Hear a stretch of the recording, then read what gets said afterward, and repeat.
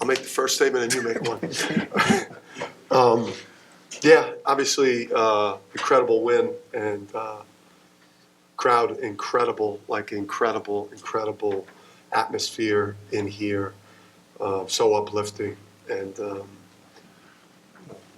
for me, it's just a huge win for the program. And, what a team. What an emerging team, a formidable team that, is as good as anyone in this league, and I think today for me was why I've always in my career been smart enough to hire and have like the best staff in the country.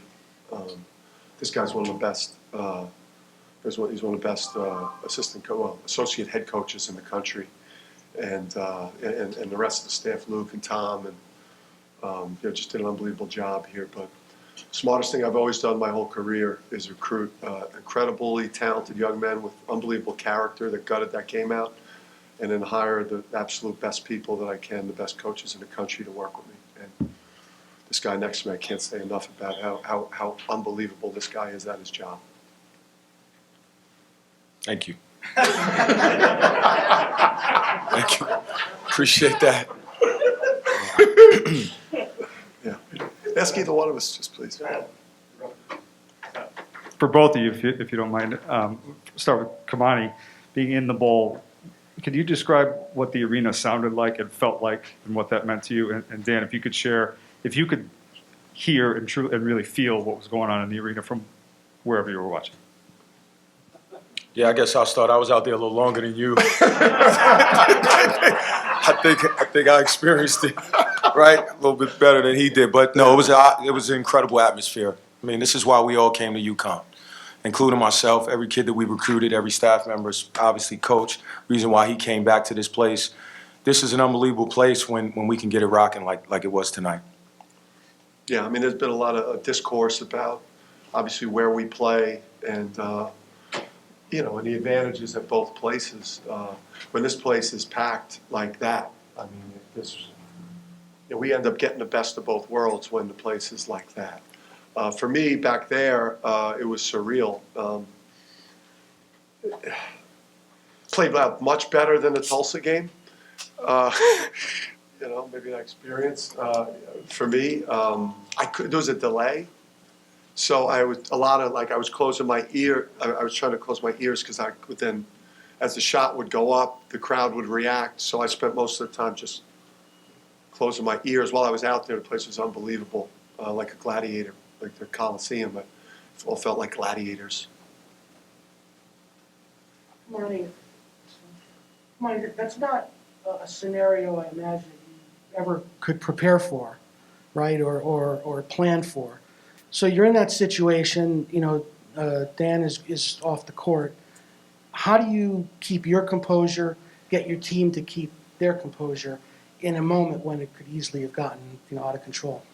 Yeah, I mean, I just felt like in our program, Coach gives us all so much responsibility that I felt prepared for that. I really did. There wasn't a point that I felt, out of place at all. Literally with everything we do on a day-to-day basis, 11 months a year, every one of us on our staff could have stepped up in that situation. And, I felt ready. Our players were ready. We had great preparation leading up to that game. We knew what was at stake, and we performed. So what did you tell them? I mean, listen, we just stuck to our game plan. I mean, things that we went over the last couple of days. I told them to just keep believing in themselves, keep battling. That was really it. I mean, there wasn't, there were in-game decisions that had to be made, but I think everybody in our program knew what was at stake today, and we were ready for it. Tyler hits the three, and then you get the turnover and the timeout. Was that what you were looking for, RJ, kind of taking it strong to the hole, or what were you sort of looking for there in that game-winning play? Yeah, that's one of our staples, getting the ball in RJ's hand and letting him create, have him and Adama and in a pick and roll situation. And, he made a great decision. He made a strong move and made an incredible play, to give us the lead there. Before RJ's basket, what were the huddles? What was the huddle like? The guys looked pretty calm. I mean, what was it like, talking to the guys? I mean, we were confident. I mean, we weren't happy to be down 4, but we still knew there was time on the clock, and we work on late game execution every single day. So, I mean, the confidence comes from that type of preparation, and you just saw it tonight. Seems like ancient history now, Dan, but what was going through your mind in the moment when you're walking off the court? I know obviously it's frustrating, it's difficult. How do you kind of do that? I mean, it's happened to me before. Is this on? It's happened to me before, so I knew how to handle it. I know how to walk out. Unfortunately for me, I was in shock. Just because with the two situations, occasionally when guys miss, shots at the rim. I think Tyrese had missed a finish in the paint. I turned and kind of hit the scorer's table. Then it was about a 5 or 6 second delay, and then I got a technical foul, I guess, for hitting the scorer's table. And then I felt like Gillespie was getting close to, shooting free throws, technical free throws. I then turned to get the crowd loud while he was shooting the technical, and they threw me out. So, I mean, it was surreal. I was stunned. But I guess I'll wait and see what the Big East. I'm very eager to find out from the head of officials what the explanation was on that. Money. Obviously, RJ made a big offensive play at the end, but can you talk about the defense that sealed the game and taking the charge at the end, getting the turnover in between there, and what his defense means for this team? I mean, listen, RJ has been, as important player as we've had here in a long time on both ends of the floor. And just making that's a winning play. That game wins that play wins the game for you. It's something he's done all year. There was no surprise there, but just showed his toughness, his grit, and his will.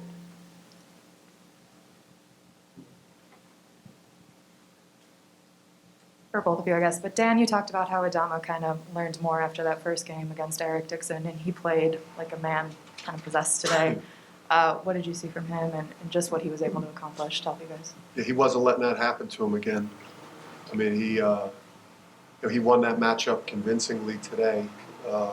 He's a very prideful man and very determined man. And I think going into this game, I think we knew that we'd be in great shape in that matchup. And then, I think just the game plan going in was to make Samuels and Slater have to win the game for them offensively and to limit the shot attempts of Dixon, Gillespie, and Moore. And for those guys, they took 19 shots between them. Obviously, they made some, but we were able to limit Dixon a lot and keep Moore under his average. Dan, you were talking about making the next step and winning this game. What does that look like now? Yeah, the next step, obviously, huge win, and I'm not sure what this does to the regular season championship. Obviously, it's going to be a little unbalanced in terms of, not everyone's going to play the same amount of games, and so, I don't know if realistically, mathematically, we have any shot now at the regular season championship, but. The program is obviously at a different point. Last year, the end of year 2, we were playing as good as anyone in the American. Last year we took another step and became, NCAA caliber semifinals of the Big East tournament, 7 seed in the NCAA. We're obviously playing for much bigger things with this team, and I think this is going to do a lot for this team's confidence moving forward. So yeah, I mean. We're looking to have a big next month or so. This can be for both of you, but it's been a long time since we saw the court stormed here. What was that moment like when that buzzer went off and you saw that go down? I didn't see it. I was hugging Benedict and my wife. I mean, listen, that's what college sports is about, and I think for all those guys to have that kind of memory, right, the place that they played at is going to be something that they remember forever. It was an awesome experience, awesome atmosphere out there. And listen, I know we're UConn, but we deserve to storm the court tonight. Yeah, the only thing I said to the guys before the game was like, we're the favorite to win this game. Like, please don't come in with an underdog mentality. I know we knew what Villanova's been, but we also know the steps that we've taken in year 4 here, and so we just, our guys shouldn't have come into this game with an underdog mentality, and it's kind of weird to see UConn storming the court, but it's been, fans deserve it. Our fans deserve that. Dan, when your guys made the critical plays in the closing seconds, the place erupted and like, beer suds went up in the air, bottles were flying. I think you just described a little bit of this, but who were you watching with, your wife and David, and what was the scene like in there at those moments, and then when you saw your players for the first time? Yeah, my wife, she got bounced early because they went on a run, so she got sent back to her seat. But Dave was a great partner to watch the game with. I mean, he really kept calm. He was very positive. Dave Benedict in there. I guess if I had to get thrown out, I'd want to get thrown out with and watch the game with Dave. I don't want to be in that situation again. As a sidebar too, like maybe last night I shouldn't have spoke to Nate Oates.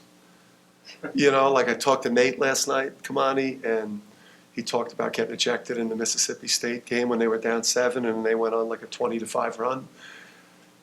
It might have just set something in motion that shouldn't have happened.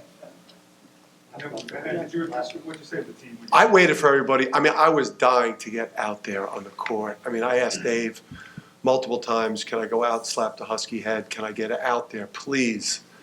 And Dave demanded that I not go out there. I just waited in the tunnel, and I just wanted to hug the guys because